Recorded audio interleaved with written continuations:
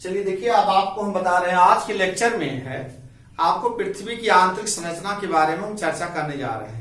पृथ्वी की आंतरिक संरचना के विषय में जो जानकारियां मिलती हैं उसके तीन स्रोत हैं। एक है, पहला है अप्राकृतिक स्रोत, दूसरा है प्राकृतिक स्रोत, तीसरा है पृथ्वी के उत्पत्ति के सिद्धांतों के साक्ष्य। तो पहले हम आपको चर्चा कर रहे हैं अप्राकृतिक स्रोत के अंतर्गत क्या क्या आते हैं, जैसे घनत्व है, दबाव है, तापमान है। और अप्राकृतिक स्रोत के अंतर्गत क्या आते हैं, नंबर एक है आपका ज्वालामुखी है, और दूसरा है आपका भूकंप, और तीसरा जो है पृथ्वी की उत्पत्ति के सिद्धांतों के साक्ष्य हैं। तो पृथ्वी के अंदर या पृथ्वी की आंतरिक संरचना के बारे में यही इनके स्रोत हैं। इन्हीं के द्वारा जो है हम पृथ्वी के अंदर की जानकारी हम प्राप्त करते हैं। ये हमारे यह कहा जा सकता है पृथ्वी की आंतरिक संरचना के हमारे मूलभूत स्रोत हैं। अब आप देखेंगे कि पृथ्वी के अंदर जो है रेडियो एक्टिव पदार्थ पाए जाते हैं। रेडियो एक्टिव पदार्थ के अंतर्गत जैसे यूरेनियम है, थोरियम है, पोटेशियम है, इन तत्वों के विघटन से जो है ऊर्जा प्राप्त होती है, बहुत अधिक ऊर्जा प्राप्त होती है। उस ऊर्जा से जो है पृथ्वी की परतों का निर्माण हुआ है, जिसे हम कहते हैं सियाल, सीमा और निफे या क्रस्ट का निर्माण हुआ है। तो इस तरह से हम पृथ्वी के अंदर आज भी ये देखा जाता है कि चट्टानों में, जैसे ग्रेनाइट चट्टानों में यूरेनियम और थोरियम और पोटेशियम की मात्रा सर्वाधिक पाई जाती है। इससे जो है अनेक परतों का निर्माण होता है। तो बहुत सारे विद्वानों ने अपने अपने विचार व्यक्त किए हैं। तो हम आपको चर्चा करने जा रहे हैं कि पृथ्वी की आंतरिक संरचना के बारे में एडवर्ड स्वेस ने पृथ्वी की आंतरिक संरचना के विषय पर प्रकाश डाला है। एडवर्ड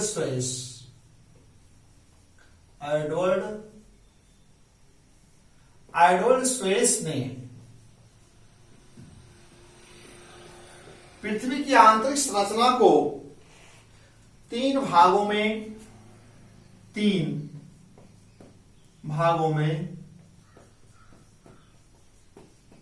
बांटा है।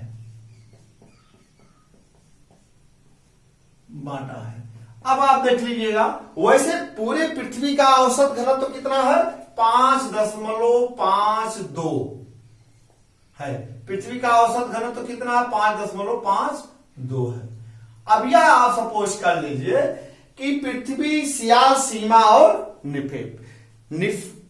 स्वेस ने पृथ्वी की आंतरिक संरचना को तीन भागों में बांटा, सियाल, सीमा और निफे। अब देखेंगे, पहले क्रस्ट के बारे में चर्चा हम करेंगे। क्रस्ट मतलब होता है पपड़ी, धरातल। पृथ्वी के बाहर भाग पर जो पाए जाते हैं, जो क्रस्ट है, सरफेस है, जिसे हम धरातल कहते हैं, वो भी ग्रेनाइट चट्टानों की ही बनी हुई है। तो बहुत परत है। तो क्रस्ट के नीचे कौन सा परत पाई जाती है, सियाल।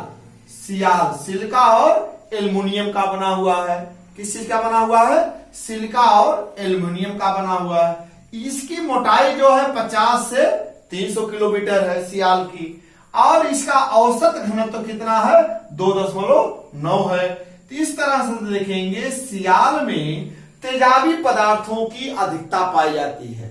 तेजाबी पदार्थों की जो अधिकता पाई जाती है उसमें कौन कौन से तत्व आते हैं आप जानिए, पोटेशियम, सोडियम, एल्युमिनियम के सिलिकेट पाए जाते हैं। अब आप देखिए, सियाल में तेजाबी पदार्थों की अधिकता पाई जाती है, तेजाब पदार्थों की अधिकता पाई जाती है। तेजाबी पदार्थों की अधिकता है।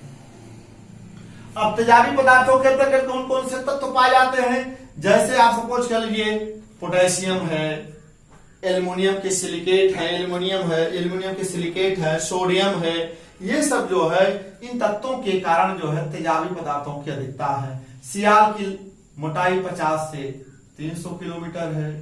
कितना है, 300 किलोमीटर। इसका औसत घनत्व कितना है, 2.9 है। तो इस तरह से जो है सियाल जो है, महासियाल से किसकी रचना हुई है, महाद्वीपों की रचना हुई है। सियाल से खासकर महाद्वीपों की रचना मानी जाती है। तो सियाल में अब फिर समझ लीजिए सियाल सिलिका प्लस एल्युमिनियम का बना हुआ है, अर्थात महाद्वीपों की संरचना किस तत्व से हुई है? सिलिका और एल्युमिनियम से हुई है। उसमें तेजाबी पदार्थों की अधिकता पाई जाती है। तेजाबी पदार्थ में कौन कौन से पदार्थ पाए जाते हैं, कौन कौन से तत्व होते हैं? पोटेशियम है, सोडियम है, एल्युमिनियम के सिलिकेट पाए जाते हैं। इसकी मोटाई, सियाल की औसत मोटाई कितनी है? 50 से 300 किलोमीटर, और इसका औसत घनत्व कितना है? 2.9 है। अब देखिए सियाल के बाद कौन सा है? सीमा। सीमा एक ऐसा है जिसको तरल पदार्थ है, जिसे मैग्मा का चैम्बर कहा जाता है, भंडार। इसमें सभी वस्तुएं जो होती हैं तरल अवस्था में होती हैं, जो भी चट्टाने जाती हैं सब वो तरल अवस्था में हो जाती हैं। तो सीमा का चैम्बर, मैग्मा का भंडार पाया जाता है। इससे जो ज्वालामुखी विस्फोट होता है, भूकंप आते हैं, इनसे जो बाहर मलबा निकलता है, लावा आते हैं, जब मैग्मा, इसके गले हुए भाग को मैग्मा कहा जाता है, ये भाग, और इससे जब हम बाहर निकलते हैं तो उसे लावा कहा जाता है। जब लावा बाहर निकलता है इसीलिए कहा जाता है सीमा से जो तरल लावा पदार्थ बाहर निकलता है, इससे जो है भूआकृतियों का निर्माण होता है, चाहे वो पर्वत, पठार, मैदान, सब का निर्माण होता है। तो इस तरह से जो है आप यह कहा जा सकता है कि पृथ्वी के धरातल पर उच्चावच का बन जाता है। तो यह कहा जाता है भूआकृतियों का निर्माण कहां से होता है? सीमा से होता है, सीमा के चैम्बर से होता है। तो यह जो सिलिका प्लस मैग्नीशियम का बना हुआ है, अब सिलिका प्लस मैग्नीशियम का बना हुआ सीमा, देखिए यह क्रस्ट महाद्वीप सियाल जो है, सियाल की रचना महाद्वीप बनी हुई है। अब आप देख लीजिए यह जो सीमा तरल अवस्था है, इसी पर यह तैर रहा है, सियाल सीमा पर तैर रहा है। इसी से ही जो है ज्वालामुखी विस्फोट होता है, तरल लावा मैग्मा पदार्थ बाहर निकलते हैं, तो पृथ्वी के बाह्य भाग पर भूआकृतियों का निर्माण होता है। इस तरह से आप देखेंगे सीमा की मोटाई जो है 1000 से लेकर के 2000 किलोमीटर तक है। इसकी मोटाई कितनी है? 1000 किलोमीटर से लेकर के 1000 किलोमीटर से लेकर के 2000 किलोमीटर तक इसकी मोटाई है। और इसका औसत घनत्व कितना है? 2.9 से लेकर के 4.7 तक इसका घनत्व है।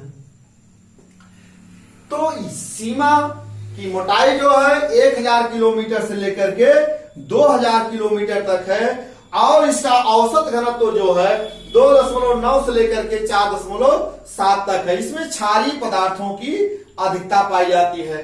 अब देखिए सीमा में तेजाबी पदार्थों की अधिकता थी, और सियाल में तेजाबी पदार्थों की अधिकता थी, सीमा में क्षारीय पदार्थों की अधिकता है, क्षारीय पदार्थों की अधिकता है, क्षारीय पदार्थों की अधिकता है। इस तरह से आप देखेंगे इसमें जो तत्व, क्षारीय पदार्थ के अंतर्गत कौन कौन से तत्व आते हैं, परीक्षाओं में पूछा जा सकता है, इसलिए आप जान लीजिएगा। सीमा जो है उसमें क्षारीय पदार्थ पाए जाते हैं, और सियाल में जो पाए जाते हैं वो तेजाबी पदार्थ पाए जाते हैं। तो सीमा में क्षारीय पदार्थ जो पाए जाते हैं उसमें मैग्नीशियम है, कैल्शियम है, लोहे के सिलिकेट पाए जाते हैं। मैग्नीशियम, देखिए मैग्नीशियम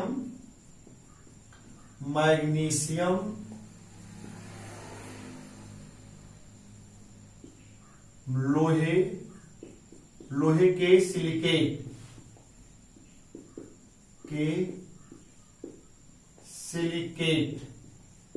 पाए जाते हैं। इस तरह से और जान लीजिए कैल्शियम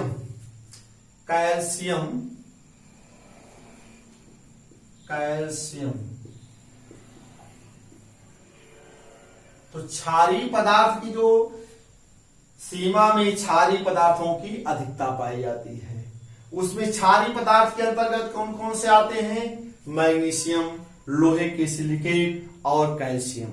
मैग्नीशियम, कैल्शियम और लोहे के सिलिकेट के कारण जो है सीमा में क्षारीय पदार्थों की अधिकता पाई जाती है। तो यह परीक्षाओं पूछा जा सकता है कि क्षारीय पदार्थ पाए जाते हैं, किसमें पाए जाते हैं? सीमा में पाए जाते हैं। महासागरों की तली किसकी बनी हुई है? सीमा की बनी हुई है। महासागरों की तली, अर्थात महासागर की तली जो है वो किस पदार्थ की बनी हुई है? सीमा की बनी हुई है। सीमा अर्थात बेसाल्ट, महासागरों की तली जो है बेसाल्ट की बनी हुई है। तो यह परीक्षा देखिए, और महाद्वीपों की रचना किससे बनी हुई है? सियाल की बनी हुई है। और महासागरों की तली किसकी बनी हुई है? किससे बनी है? सीमा से बनी हुई है। तो ये प्रश्न बनाए जाते हैं कि क्षारीय पदार्थ कहां पाए जाते हैं? सर्वाधिक सीमा में। तेजाबी पदार्थ कहां पाए जाते हैं? सर्वाधिक सियाल में। महाद्वीपों की रचना किससे हुई है? सियाल से हुई है। और महासागरों की तली किससे बनी हुई है? क्षारीय पदार्थ सीमा से बनी हुई है। और इसी सीमा में ही जो है क्षारीय पदार्थ पाए जाते हैं। तो इस तरह से आप देखेंगे यह आपका जो है सीमा हो गया। अब आप देखेंगे निफे, निफे, निफे निकिल और फेरियम, निकिल और फेरियम का बना हुआ है। निकिल और फेरियम मतलब लोहा, निकिल प्लस फेरियम। अब आप देखेंगे निकिल और यह जो है पृथ्वी की परत की मोटाई जो है इसकी या 6880 किलोमीटर। कितना है? 6800। इसकी मोटाई जो है, इसकी मोटाई 6880 किलोमीटर है। मोटाई 6880 किलोमीटर इसकी मोटाई, अर्थात इसका व्यास जो है। अब इसका औसत घनत्व तो कितना है? 11 है। इसका औसत घनत्व तो कितना है? 11 है। यह निकिल और फेरियम का बना हुआ है। यह लोहे की अर्थात पृथ्वी का जो केंद्र है वह जो है निकिल और फेरियम का बना हुआ और चुंबकीय शक्ति को प्रमाणित करता, दृढ़ता को प्रमाणित करता। इसी पर पूरे पृथ्वी की आधारशिला टिकी हुई है। इसी जो अयद इसमें या इसका केंद्र जो है निकिल और फेरियम का न बना हुआ होता तो पृथ्वी के धरातल पर तमाम जो बाह्य स्थलाकृतियां देखने को मिलती हैं वो देखने को नहीं मिलती। इसलिए यह चुंबकीय शक्ति को, निकिल और फेरियम जो है इसका केंद्र जो है चुंबकीय शक्ति को प्रमाणित करती है। इसलिए पृथ्वी पर जो भी आप स्थलाकृतियां देखते हैं वह इसी निकिल फेरियम के चुंबकीय शक्ति के कारण ही दिखाई पड़ती है। तो इस तरह सपोज कर लीजिए चुंबकीय शक्ति जो है पृथ्वी की दृढ़ता को प्रमाणित करता है। ये जो चुंबकीय शक्ति इसमें पाई जाती है, निकिल और फेरियम लोहा का बना हुआ चुंबकीय शक्ति, चुंबकीय शक्ति, चुंबकीय शक्ति के कारण जो है यह पृथ्वी की दृढ़ता को यह प्रमाणित करती है। पृथ्वी की दृढ़ता के कारण ही ये पृथ्वी की आंतरिक संरचना के बारे में जो हमें जानकारी प्राप्त होती है वह बहुत सारे जो पृथ्वी के धरातल पर आप देखते होंगे कहीं पर जैसे कि पर्वत है, पठार है, मैदान है, तो उसकी भी चुंबकीय शक्तियां काम करती हैं, उसमें भी लोहे के तत्व पाए जाते हैं। तो कभी कभी आप देखते होंगे हिमालय की तरफ अगर हम जाते हैं, उसका रिसर्च करते हैं तो वहां पर जो चुंबकीय शक्ति जो है कार्य करना प्रारंभ कर देती है। तो यह आपकी पृथ्वी की आंतरिक संरचना है, क्रस्ट के बारे में और सियाल के बारे में और सीमा के बारे में और निफे के बारे में एडवर्ड स्ट्रेस ने इसको प्रमाणित किया था। अब आप देखेंगे इसी तरह से जेफ्रीज ने, होम्स ने, बहुत सारे विद्वानों ने पृथ्वी की आंतरिक संरचना के बारे में बताया है। अब आप सपोज कर लीजिए भूकंप की लहरों की गति के आधार पर जो है, जो कि हमारे अभी हम आप बताए हैं कि जो प्राकृतिक स्रोत है आपका ज्वालामुखी और भूकंप है, तो भूकंपी लहरों की गति के आधार को मान करके पृथ्वी की आंतरिक संरचना को 3 भागों में बांटा गया। इसी तरह से वांडर ग्राट ने, होम्स ने, सभी लोग, होम्स ने तो पृथ्वी की आंतरिक संरचना को 2 भागों में बांटा। ऐसे परीक्षाओं में पूछा जाता है कि होम्स ने पृथ्वी की आंतरिक संरचना को कितने भागों में बांटा है? 2 भागों में बांटा है। वांडर और ग्राट मत ने किस आधार पर बांटा है पृथ्वी की आंतरिक संरचना को? 3 भागों में। अब आगे चल करके हम आपको बताते हैं जो परीक्षाओं में बहुत सारे प्रश्न बनाए जाते हैं वह आप जान लीजिए कि जैसे एक क्वेश्चन आता है परीक्षा में अक्सर पूछा जाता है कि पृथ्वी की आंतरिक संरचना में के बारे में जो मोहरोविक, एक विद्वान थे मोहरोविक, इन्होंने पृथ्वी की आंतरिक संरचना को में जो एक डिसकंटिन्यूटी, असंबद्धता का निर्धारण किया है। सन 1909 ईस्वी में ए मोहरोविक ने डिसकंटिन्यूटी, मोह, जिसको हम मोह असंबद्धता के नाम से जानते हैं, उन्होंने बताया कि यह जो है आपका सन 1909 ईस्वी में इन्होंने बताया कि जो क्रस्ट है, निचली क्रस्ट तथा मेंटल, जैसे आप सपोज कर लीजिए, अभी हम आपको बताए थे, यह आपका क्रस्ट था, यह आपका क्रस्ट था, क्रस्ट, यह आपका क्या है, मेंटल, यह आपका क्या है, मेंटल। तो ए मोहरोविक, मोहरोविक, मोहरोविक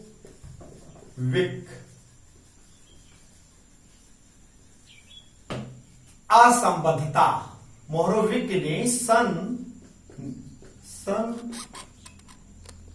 1909 ईस्वी में, ये परीक्षा में पूछा जाता है कि क्रस्ट है या मेंटल है। जैसे मोहरोविक डिसकंटिन्यूटी, मोहरोविक ने सन 1909 ईस्वी में असंबद्धता, जिसे डिसकंटिन्यूटी के नाम से जाना जाता है, असंबद्धता, असंबद्धता, असंबद्धता का निर्धारण किया। अब वह असंबद्धता का निर्धारण क्या है, क्रस्ट से नीचे जब जाते हैं तो जो भूकंप की गति होती है उसकी तीव्रता बढ़ जाती है। ये क्रस्ट है, निचला क्रस्ट है, ये क्रस्ट निचला क्रस्ट है, इसे हम कहते हैं निचला, लोअर क्रस्ट,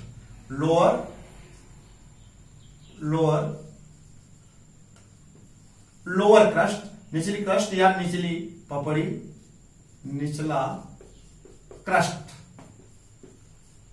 निचला क्रस्ट, और ये मेंटल, निचला क्रस्ट और या निचली पपड़ी या मेंटल के बीच में जो है मोहरोविक असंबद्धता के नाम से जाना जाता है।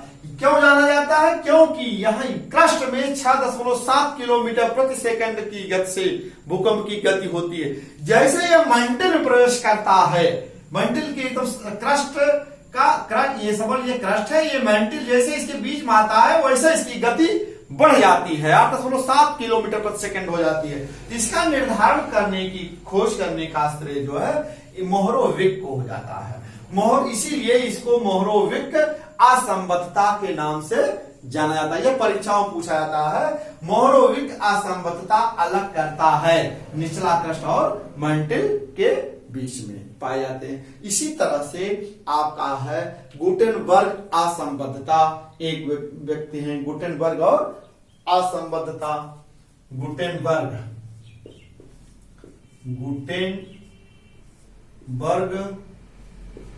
असंबद्धता, गुटेनबर्ग डिसकंटिन्यूटी, असंबद्धता,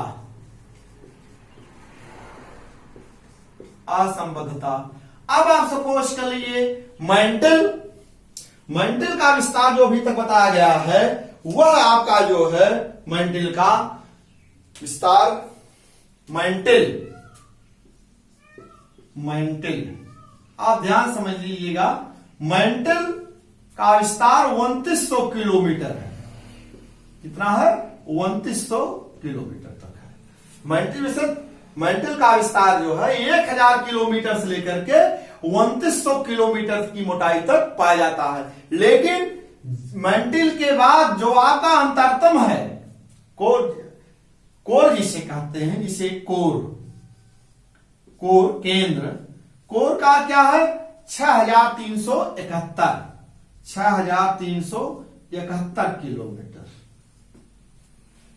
तो 2900 किलोमीटर से लेकर के 6371 किलोमीटर के बीच में एक इसकी खोज किसने किया था, गुटेनबर्ग असंबद्धता ने किया था। गुटेनबर्ग असंबद्धता किसको अलग करता है, मेंटल और कोर को अलग करता है। किसको अलग करता है, मेंटल और कोर को अलग करता है। तो ये भी परीक्षाओं में पूछा जाता है कि गुटेनबर्ग असंबद्धता सिद्धांत जो है गुटेनबर्ग असंबद्धता किसको अलग करता है, मेंटल और कोर को अलग करता है। तो परीक्षाओं में बहुत सारे बच्चे इसको गलत कर देते हैं। मोहरोविक असंबद्धता और गुटेनबर्ग असंबद्धता को वो बीच में भ्रम पड़ जाते हैं कौन किसको अलग कर रहा है। तो इसको ध्यान दीजिएगा। मोहरोविक डिस्कंटिन्यूटी जो है ए मोहरोविक कहा जाता है इसको, ए मोहरोविक डिस्कंटिन्यूटी जो है सन 1909 ईस्वी में मोहरोविक ने इसको खोजा था। और फिर आगे चल करके क्यों जो क्रस्ट से धरा, जो लोअर क्रस्ट है, निचली पपड़ी है, निचली पपड़ी में भूकंप की गति जो होती है 6.7 किलोमीटर पर सेकंड होती है।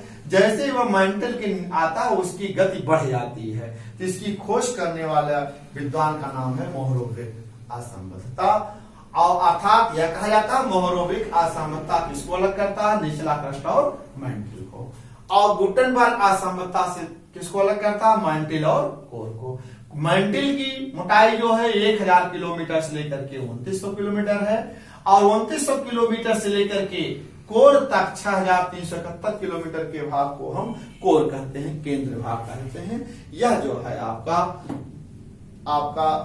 पृथ्वी की आंतरिक संरचना है। इस तरह से पृथ्वी की आंतरिक संरचना के बारे में आपको हम बता रहे हैं कि जो भी है पृथ्वी का धरातल जो है या पृथ्वी का औसत घनत्व जो है वह आपका 5.52 है। तो पृथ्वी की आंतरिक संरचना के बारे में बहुत सारे विद्वानों का यही कथन है। ठीक है।